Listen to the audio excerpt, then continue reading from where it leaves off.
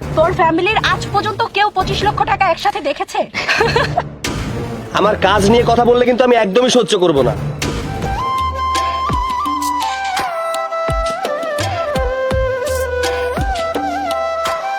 Madam, আপনাদের গাড়িটা অনেক সুন্দর। কত টাকার ভেতরে এরকম একটা গাড়ি হবে? হোয়াট? আরে ম্যাডাম, বললাম গাড়িটার দাম কত? তুই গাড়ির দাম শুনে কি করবি? গাড়ি কিনবি নাকি? না মানে ম্যাডাম, আমার ছোট ভাইয়ের জন্মদিন তো, তাই ভাবলাম এরকম একটা গাড়ি গিফট করব। ও আচ্ছা, ভাইকে গিফট করবি। তুই কি জানিস গাড়ির দাম কত? জানি না বলেই তো জিজ্ঞাসা করলাম গাড়িটার দাম কত। তোর কাপড় চোপড় দেখে তো মনে হচ্ছে তোর একটা সাইকেল কেনারও যোগ্যতা নেই, আর তুই কিনবি এত দামি গাড়ি? আরে ম্যাডাম, আমি তো আপনাদের কাছে শুধুমাত্র গাড়িটার দাম জিজ্ঞাসা করেছি, আর আপনারা তো আমার অবস্থান সম্পর্কে কথা বলছেন। আপনারা কিন্তু আমাকে রীতিমতো অপমান করছেন। গাড়ির দাম শুনতে যাচ্ছিস? গাড়ির দাম 25 লক্ষ টাকা। তোর ফ্যামিলির আজ পর্যন্ত কেউ 25 লক্ষ টাকা একসাথে দেখেছে? কিভাবে দেখবে? খেতে কামারে কাজ করে কোন রকম পেট চালাইতে পারলেই তো হয়। যদি ওর টাকা পয়সা থাকতো তাহলে কি ওর ড্রেস আপটা এমন থাকতো? তুই কি দেখে বুঝতে পারছিস না? ও ম্যাডাম, এতক্ষণ আপনারা আমাকে নিয়ে অনেক কথা বলেছেন, আমি সহ্য করে নিয়েছি। আমার কাজ নিয়ে কথা বললে কিন্তু আমি একদমই সহ্য করব না। আরে বাদ দে তো, এসব অশিক্ষিত মূর্খের সাথে কথা না বলাটাই ভালো। ম্যাডাম, মানুষ মানুষকে সম্মান করে তার ব্যবহারের জন্য, টাকার জন্য না। আমি এর আগে আপনাদের মতো ছোট মনের মানুষ কখনোই দেখিনি। আমার মনে হচ্ছে আপনাদের পারিবারিক শিক্ষার অভাব আছে। এত বড় সাহস তোর, তুই আমার পারিবারিক শিক্ষা নিয়ে কথা বলছিস? কে তুই? আরে তোদের ফটোশুট শেষ হলো? আরে সৈকত ভাই, আপনি ভালো আছেন? হ্যাঁ, ভালো আছে। এর সাথে ভালো মন্দ কথা বলে কি আছে? এই, তোরা কি পাগল হয়ে গেছিস? তোরা কাকে কি বলছিস? তোরা কি ওনাকে চিনিস? তোরা যে গেস্ট হাউসে উঠেছিস, ওই গেস্ট হাউসের মালিক উনি। শুধু এই গেস্ট হাউস না, উনি এইরকম আরো 50টা গেস্ট হাউস আমাদের গ্রামে তৈরি করে রেখেছে। কেন তৈরি করে রেখেছে জানিস? শুধু তোদের মতো শহরের মানুষ এসে যেন আমাদের এই গ্রামের পরিবেশটা উপভোগ করতে পারে। উনি চাইলে শহরে থাকতে পারে। উনি শহরে থাকেন না কেন জানিস? উনি এই গ্রামটাকে অনেক ভালোবাসে। উনি এই গ্রামের মায়াটা ত্যাগ করতে পারে না, এবং উনি এই কৃষি খামারকে খুব পছন্দ করে, যার জন্য আমাদের পাশে থেকে উনি এই কৃষি কাজটাই করে দেন। উনি চাইলে আমার এই গাড়ির মতো আরো 20টা গাড়ি এক্ষুনি কিনতে পারে। শোন, কাকে তোরা তুই করে বলছিস, তাকে আপনি করে বল।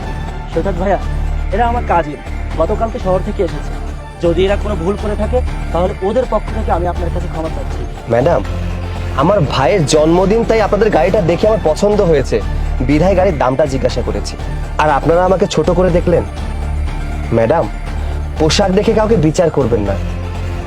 আর শুনুন, আমি গ্রাম বাংলায় থাকতে পছন্দ করি। এই গ্রামটা আমার মায়ের মতো। আমি আমার গ্রামটাকে অনেক বেশি ভালোবাসি। আমি চাইলে শহরে থাকতে পারি, কিন্তু আমার ছোটবেলার সকল স্মৃতি এই গ্রামের সাথে মিশে আছে, তাই আর শহরে যাওয়া হয় না। ম্যাডাম, উপরওয়ালার অশেষ রহমতে আমার টাকা পয়সার কমতি নেই, তবে আমি টাকা পয়সা নিয়ে অহংকার করি না। কেন জানেন? যে জিনিস গণনা করা যায় সে জিনিস শেষ হয়ে যায়। আসি, ভালো থাকবেন। আসি। দেখেছিস কত ভালো মানুষ। চল।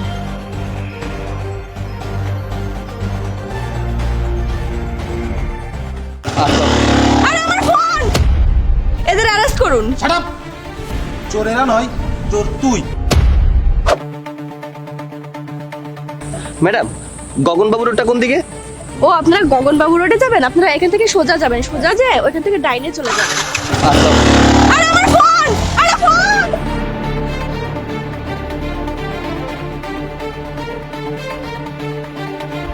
এই তো সেই ছেলে দুটি যারা আমার মোবাইল চুরি করেছে।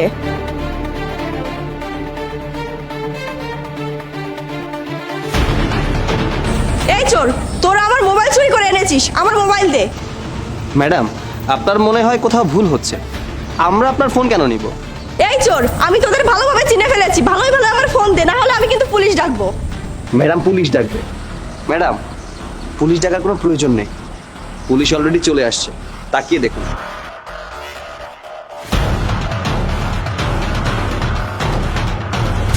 স্যার দেখুন না, এরা আমার ফোন চুরি করে এনেছে, আমি এদের হাতে নাতে ধরেছি, এদের অ্যারেস্ট করুন। Shut up! চোর এরা নয়, চোর তুই। কারণ তুই এনার মোবাইল যেভাবে চুরি করে এনেছিস, ঠিক সেইভাবে এরাও তোর কাছ থেকে মোবাইল নিয়ে এসেছে। আঙ্কেল, আমার না একটু ইমার্জেন্সি কথা বলার প্রয়োজন ছিল। যদি আপনার ফোনটা একটু দিতেন 1 মিনিট কথা বলতাম। ঠিক আছে মা, নাও কথা বল। হ্যালো,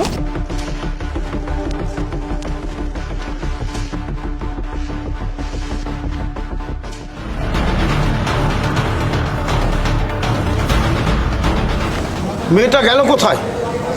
আমার ফোন, আমার ফোন আরে কাকা, কি হয়েছে? হয়েছে কি বাবা? এখানে হলুদ ড্রেস পরা একটা মেয়ে আমার কাছে ফোনটা নিয়ে চলে গেছে। এখন তো আর দেখছি না বাবা। আচ্ছা কাকা, আপনি কোনো চিন্তা করবেন না, আপনি পুলিশ নিয়ে আসেন, আপনার ফোন আমরা উদ্ধার করে দিচ্ছি। ঠিক আছে বাবা, চল, ঠিক চল, আছে। চল, চল, চল। এই নিন আঙ্কেল আপনার ফোন। ধন্যবাদ বাবা, তোমাদের জন্য এই ফোনটা আজ আমি ফেরত পেয়েছি। তোকে দেখে তো শিক্ষিত মনে হয়, কিন্তু এরকম একটা নোংরা কাজ তুই কিভাবে করলি? আর শোন, জেলে এরা যাবে না, জেলে যাবি তুই। থাক বাবা, ও ছোট মানুষ, ভুল করেছে, ওকে ক্ষমা করে দে। দেখ, মনুষ্যত্ব কাকে বলে? যে চাচার সাথে এত খারাপ ব্যবহার করে তার ফোন চুরি করে এনেছিলি, সেই চাচাই তোকে ছেড়ে দেবার কথা বলছে। আই এম সরি আঙ্কেল, আমার ভুল হয়ে গেছে। আমি আজকের পর থেকে আর কখনো এমন কাজ করব না। আসলে আমি অনেক গরিব ঘরের সন্তান। আমার পরিবারে আমার মা খুব অসুস্থ। দয়া করে আমাকে পুলিশে দিবেন না, তাহলে হয়তো আমার মা বিনা চিকিৎসায় অসুস্থ অবস্থায় মারা যাবে। মা, তোমাকে দেখে তো শিক্ষিত মনে হয়, তুমি চাইলে তো অনেক ভালো চাকরি করতে পারো, তবে এ কাজ কেন করো মা? হ্যাঁ আঙ্কেল, আমি শিক্ষিত, কিন্তু টাকার অভাবে চাকরি না পেয়ে আমার স্বভাবটা খারাপ হয়ে গেছে। কিন্তু আঙ্কেল, আমি আপনাকে কথা দিচ্ছি, আজকের পর থেকে আমি আর কখনো এমন কাজ করব না, কখনোই না। ঠিক আছে মা, তোমার সমস্যা আমি বুঝতে পেরেছি। আচ্ছা মা, তুমি এই 500 টাকা রাখো, তোমার মার জন্য কিছু ওষুধ কিনে নিয়ে যাও। নাও মা, চলুন স্যার। ম্যাডাম, জীবনের প্রত্যেকটা মুহূর্ত আমাদের সংগ্রাম করে বাঁচতে হয়। হাল ছেড়ে দিলে সঠিকভাবে কখনো জীবন পরিচালনা করা যায় না। জীবন মানে দুঃখ, কষ্ট, যন্ত্রণা, এরই মাঝে আমাদের বেঁচে থাকতে হয়। আপনার মা অসুস্থ, তাই হয়তো আপনি এই কাজ করতে বেরিয়েছেন, কিন্তু ম্যাডাম একটাবার আপনার মায়ের কথা ভেবেছেন? যদি আজকে আপনাকে এই পুলিশ ধরে নিয়ে যেত, তাহলে আপনার মা আপনাকে খুঁজতে খুঁজতে হয়তো মারা যেতে পারত। তাই ম্যাডাম বলি কি, সৎপথে উপার্জন করুন। সৎপথে উপার্জন করলেই বুঝতে পারবেন এর ভিতরে আনন্দটা বিদ্যমান। অসৎ পথে টাকা ইনকাম করে আপনি সেই সুখটা কখনোই পাবেন না, যে সুখটা আপনি সৎ পথে উপার্জন করে পাবেন। তাই অসৎ পথে উপার্জন করা থেকে বিরত থাকুন। আসি, ভালো থাকবেন বন্ধু। চল। বেয়াদব! ম্যাডাম, মুখ সামলে কথা বলুন। I am an officer of CID department.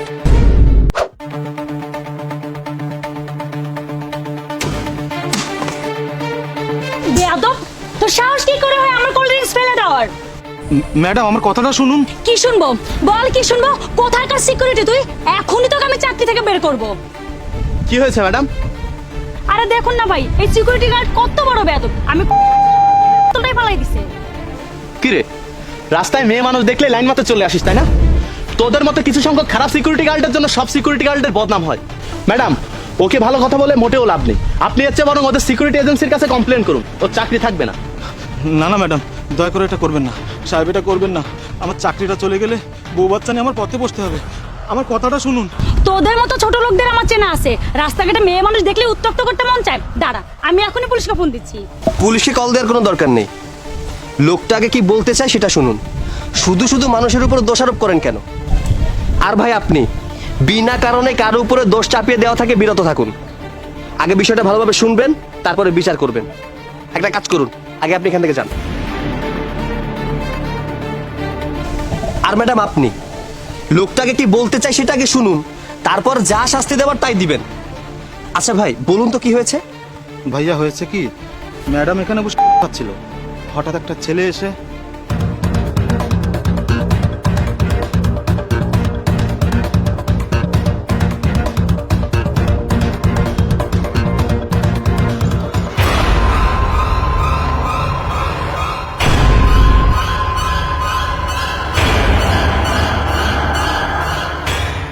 ভাইয়া, আপনি তো সবকিছু শুনলেন। আমি এই কারণে ম্যাডামের কোল্ড ড্রিঙ্কসটা ফেলে দিয়েছি। এই কোল্ড ড্রিঙ্কসটা খেলে যদি ম্যাডামের কোনো ক্ষতি হয়। শুনেছেন ম্যাডাম, উনি কি বলেছে? উনি একদম সত্য বলেছে। আমিও বিষয়টা দূর থেকে খেয়াল করেছি। সাধারণ মানুষের সাথে ব্যবহারটা দেখছিলাম, আমি আর সহ্য না করতে পেরে এগিয়ে এলাম। ও, তার মানে তুইও এদের সাথে জড়িত? মেয়ে দেখলেই গায়ে পড়ে কথা বলতে মন চায়, তাই না? ম্যাডাম, মুখ সামলে কথা বলুন। I I am an officer of CID department. মানে হ্যাঁ, দিস ইজ মাই আইডেন্টিটি। আমি এখানে একটা ইনভেস্টিগেশনের জন্য এসেছিলাম। আপনার এই যে ঘুমের মিশিয়েছে সে একজন গাড়ি চোর। সে অনেক দিন ধরে এখান থেকে বিভিন্ন কৌশলে গাড়ি চুরি করে আসছে। আজ তাকে আমার টিম হাতে নাতে ধরেছে। চোর তো ধরা পড়েছে, সাথে আপনাদের মতো মানুষের ব্যবহারটাও দেখা হয়ে গেছে। সরি স্যার, আসলে আমি থাক, আপনাকে আর কিছু বলতে হবে না। ম্যাডাম, আপনাকে একটা কথা বলি, বাবার টাকা আছে বলে বাবার টাকার অহংকারে গরিবদের সাথে খারাপ ব্যবহার করবেন না। আপনার জন্ম বড়লোক ঘরে, তাই জন্মসূত্রে আপনি বড়লোক। একটাবার ভেবে দেখুন তো, আপনার জন্ম যদি কোনো গরিব ঘরে হতো তাহলে হয়তো এনাদের থেকে কোনো ছোট কাজ করে আপনাদের জীবন সংসার চালাতে হতো। আর এনাদের জন্ম যদি কোনো বড়লোক ঘরে হতো তাহলে হয়তো আপনাদের পর্যায়ে থাকতো। আমিও গরিব ঘরের সন্তান, তাই আমি গরিবের কষ্টটা বুঝি। এনারা রাতের পর রাত জেগে মানুষের কোম্পানি, বাড়ি, ইন্ডাস্ট্রিগুলো পাহারা দেয় শুধুমাত্র দুমুঠো ভাতের আশায়। আর আপনারাই যদি এনাদের সাথে এমন ব্যবহার করেন তাহলে এনারা যাবে কোথায়? ম্যাডাম, কোনো কাজে ছোট না। একটাবার ভেবে দেখুন তো, এনাদের মতো সিকিউরিটি গার্ডরা যদি আপনাদের মতো বড় লোকদের কোম্পানি, বাড়িগুলো পাহারা না দিত তাহলে আপনাদের বাড়ি, কোম্পানিগুলো নিরাপত্তা পেত কোথায়? স্যার আপনি ঠিকই বলেছেন। আসলে কোল্ড ড্রিঙ্কসটা আমার গায়ে পড়েছিল, যার কারণে আমি খারাপ ব্যবহার করেছি। আপনার গায়ে সামান্য কোল্ড ড্রিঙ্কস পড়েছে বিধায় এনার সাথে এমন আচরণ করেছেন। সময় মতো এই লোকটা যদি এসে আপনার কোল্ড ড্রিঙ্কসটা ফেলে না দিত, আপনার গাড়িটা তো চুরি হতোই, সাথে আপনার যেতে পারত। স্যার আমাকে মাফ করে দেন, আসলে আমি বুঝতে পারিনি। থাক, আমার কাছে ক্ষমা চাইতে হবে না। যার সাথে খারাপ আচরণ করেছেন তার কাছে ক্ষমা চাইলেই হবে। ভাইয়া, আমি না বুঝে আপনার সাথে খারাপ ব্যবহার করে ফেলেছি, আমাকে মাফ করবেন। না না আপু, ক্ষমা চাইতে হবে না। আপনি আপনার ভুল বুঝতে পেরেছেন, এটাই অনেক কিছু। স্যার, আপনাকে অনেক ধন্যবাদ। আপনি ছিলেন তাই আজ ম্যাডামের ভুলটা ভাঙাতে পেরেছেন।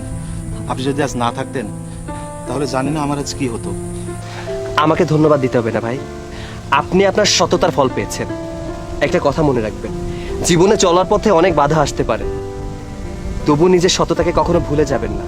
সবসময় সততার সাথে কথা বলুন, আন্তরিকতার সাথে চিন্তা করুন এবং নিষ্ঠার সাথে কাজ করুন, দেখবেন আপনার উন্নতি নিশ্চিত। ম্যাডাম, পরিশেষে আপনাকে একটা কথা বলি, কাউকে পোশাক দেখে বিচার করবেন না, কারণ পোশাকে মনুষ্যত্ব নয়, মনুষ্যত্ব লুকিয়ে থাকে তার অন্তরে। আর হ্যাঁ, বিনা কারণে কারোর সাথে খারাপ ব্যবহার করবেন না। মনে রাখবেন, বাপেরও বাপ থাকে। ভাই চলুন।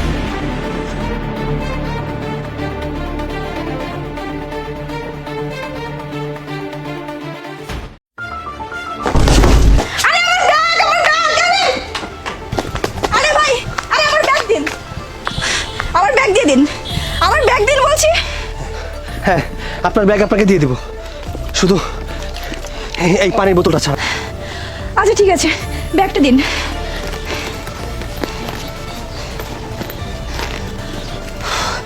আচ্ছা, আমার না মাথায় আসছে না, আপনি সামান্য একটা পানির বোতলের জন্য আমার ব্যাগটা চুরি করলেন? হ্যাঁ, না, কোনো একটা গরমিল তো আছেই। আপনি সত্যি করে বলেন তো এই কাজটা কেন করেছেন? হ্যাঁ, আমি আপনার ব্যাগটা চুরি করেছি শুধুমাত্র এই পানির জন্য। যদি বিশ্বাস না হয় তাহলে আমাকে পুলিশ দিয়ে ধরিয়ে দিন। আমি বুঝতেই পারছি না আপনি একটা সামান্য পানির বোতলের জন্য এই কাজটা করেছেন। আপনি কি জানেন এই কাজের জন্য পুলিশ এসে আপনাকে থানায় নিয়ে যেতে পারে? হ্যাঁ আমি জানি, কিন্তু আপনি বুঝলেন না যে আপনাকে বাঁচানোর জন্য আমি এই কাজটা করেছি। মানে কি? তাহলে শুনুন। আমি মুভিটা শেষ করেই চলে আসবো।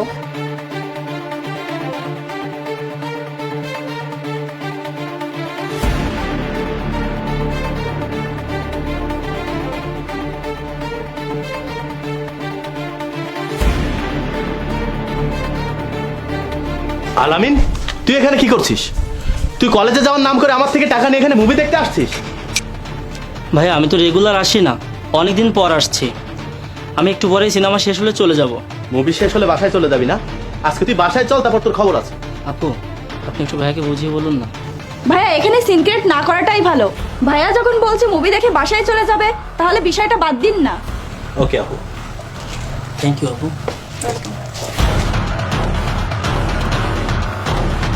আপু, পানিটা পেতে পারি? হ্যাঁ শিওর। Thank you. আচ্ছা, আপনার কথা মতো কি আমার ভাইকে এখানে রেখে যাবো নাকি? আমার ভাইকে আপনি খেতে দেন নাকি পড়তে দেন যে আপনার কথা শুনতে হবে? এই বাড়ি চল। আপু আপনি একটু ভাইয়াকে বুঝিয়ে বলুন না। আরে ভাই, আপনি তো আসলেই খারাপ লোক। আপনারই তো ছোট ভাই, এত রাগারাগি করছেন কেন? সে তো একটু মুভি দেখতেই এসেছে। আপনাকে দেখে তো ভদ্রলোক মনে হয়, আপনার ছোট ভাইকে এত রাগারাগি করছেন কেন? ও যদি উল্টাপাল্টা কিছু একটা করে বসে তাহলে তো আপনিই পস্তাবেন। সরি আপু। থ্যাংক ইউ আপু, আপনি সাপোর্ট না করলে আজকে আমার মুভি দেখা হতো না। ওয়েলকাম। তবে গার্জেনের কথা না শোনা ভালো না। আপনি ঠিকঠাক টাইমে বাসায় চলে যেন। এই নিন আপনার পানি।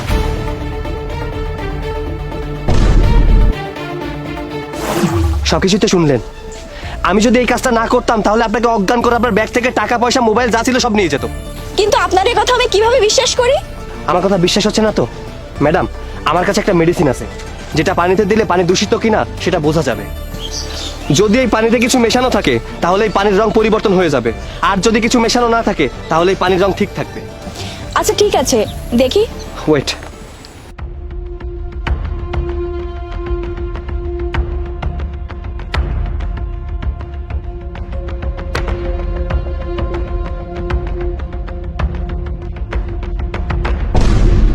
দেখেছেন ম্যাডাম, আমার কথা বিশ্বাস হয়েছে? এই বোতলে এমন কিছু মেশানো ছিল যা খেলে আপনার ক্ষতি হতে পারতো। আমি শুধু আপনাকে বাঁচাতে চেয়েছি, আর কিছু না। আই কান্ট বিলিভ, মানুষ এটা কিভাবে করতে পারে? আমি তো নিজের চোখে না দেখলে বিশ্বাসই করতে পারতাম না। ম্যাডাম, ওরা একটা প্রতারক চক্র। ওরা সুযোগ বুঝে মানুষের সাথে এরকম ব্যবহার করে থাকে। চলুন ওদেরকে আজকে উচিত শিক্ষা দেবো, চলুন।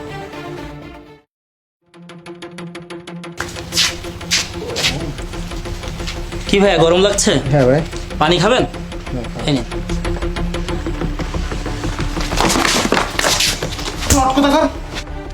মানুষের সাথে এভাবে ফ্রডিং করিস তোরা?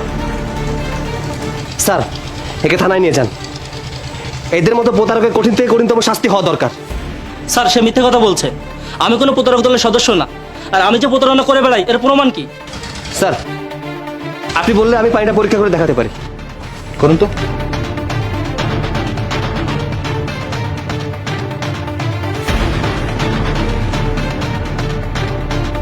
দেখুন স্যার, আপনি নিজের চোখে দেখুন পানির রং কি হয়ে গেছে।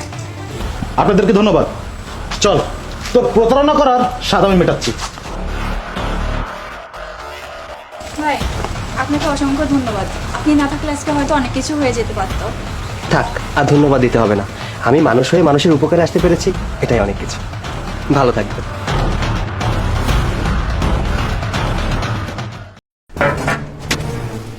এটা কি?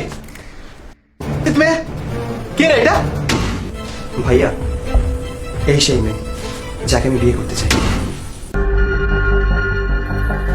মা, এক গ্লাস পানি দাও তো। ভাইয়া, ফ্রেশ হয়েছো? না, মাত্রই তো এলাম। ও আচ্ছা। ভাইয়া, ওটা কেমন যায়? খুব সাজানো গোছানো, অনেক সুন্দর। তারপর বল। এটা কি? কালো মেয়ে কে রে এটা? ভাইয়া, ও আমাদের বাসায় নতুন কাজের মেয়ে। কাজের মেয়ে এত কালো হয় নাকি? আরে এরকম কালো মেয়ের হাতে পানি খাওয়া যায়? দেখলে তো ভয় করে। আরে কোথায় পাশে কালো মেয়ে? ভালো মেয়ে আনা যায় না? এসব কোথায় পাস? ভালো মেয়ে আনা যায় না? ভাইয়া, ও কালো হতে পারে, ও কিন্তু মানুষ। তোমার এভাবে বলাটা ঠিক হয়নি।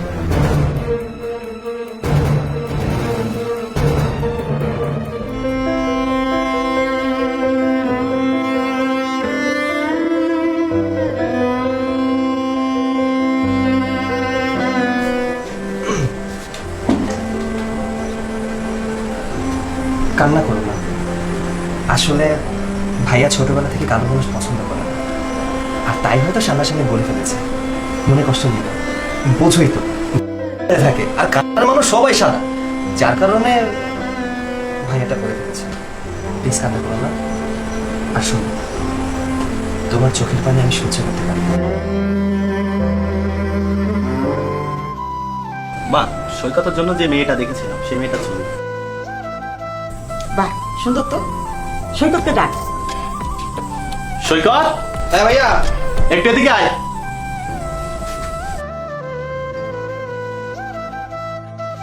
হ্যাঁ ভাইয়া, কিছু বলবে? হ্যাঁ, বলতে চাচ্ছিলাম কি, আমি তো বাইরে থাকি, তুই সবসময় বাসায় থাকিস, কিন্তু তোর তো অফিসও করা লাগে। মা সবসময় একা একা থাকে, তাই ভাবছিলাম তোকে বিয়ে দিব। ভাইয়া তুমি এটা কি বললে? বড় ভাই থাকতে কি কেউ বিয়ে করে নাকি? আরে পাগল ভাই আমার, আমি তো বাইরে থাকি, একেবারে যখন দেশে আসবো তখন আমি ওটা চিন্তা করব, ওটা এখন বাদ দিচ্ছি। শোন, তোর জন্য একটা মেয়ে দেখেছি, দেখ তো পছন্দ হয় কিনা। ভাইয়া মেয়েটা সুন্দর, কিন্তু আমাকে না জানিয়ে তোমরা আমার বিয়ে ঠিক করে ফেললে। আমার মত তো একবার নিতে পারতে। কেন, তোর কি কোনো আপত্তি আছে? না আসলে ভাইয়া কি করে বলি, আমি একটা মেয়েকে পছন্দ করি। ও এই কথা, পছন্দ করে সে তো ভালো কথা, আমাদের আর শুধু শুধু কষ্ট করতে হবে না। আচ্ছা বল মেয়েটাকে, মেয়েটার বাবা নিশ্চয়ই অনেক বড় লোক। মানে ভাইয়া মেয়েটা আমাদের বাড়িতেই থাকে। হুইসি, আমি দেখতে চাই তাকে।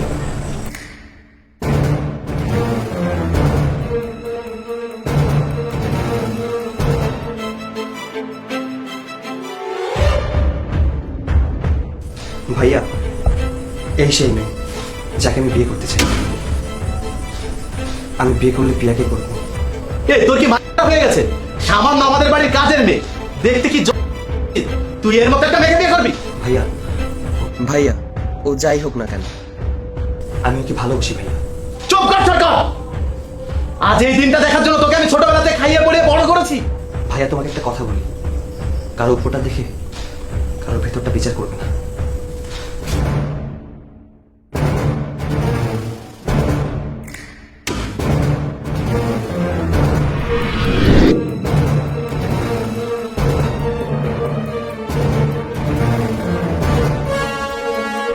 ভাইয়া দেখেছো এই মেয়েটার চেহারার মাঝে কি লাবণ্য রূপ লুকিয়ে আছে? আমি এটা আগেই জেনে ফেলেছিলাম, তাই লুকিয়ে লুকিয়ে আমি দেখতাম। তারপর থেকে আমি ওকে ভালোবেসে ফেলেছি। কিন্তু ওর মুখে কালি লাগার পেছনের কি কাহিনী সেটা আমি আজও জানি না। আমি বলছি, আমি অনেক ধনী ঘরের মেয়ে। আমার বাবা, আমার চাচারা আমাদের সম্পত্তি হাতিয়ে নিয়েছে, যার কারণে আমার মাকে আর আমাকেও তা দিবে না, আমাকে পাগলের মতো খুঁজে বেড়াচ্ছে। আমি নিজে জন্য বাসা থেকে পালিয়ে এসেছি, আর রাস্তাঘাটের বকাটে ছেলেদের হাতে নিজের রূপটাকে এইভাবে কালি মেখে আড়াল করে রাখছি। আর বাকি সবটা তো আপনারাই জানেন। ঠিক আছে বোন, তোমার আর কিছু বলতে হবে না, আমরা বুঝতে পেরেছি। সৈকত, ও খুব অসহায়, ওর পাশে তো দাঁড়ানো উচিত। আর সৈকত, তোকে আমি বিয়ে দেবো বলেছি না? বিয়ে আমি ঠিকই দেবো, তবে অন্য কারোর সাথে না, এই মেয়ের সাথে। কি বলো মা? হ্যাঁ ঠিকই বলেছিস মা, আজকে থেকে তুমি আমার পুত্রবধূ, আমার সুখের সংসার। হাই বাবা।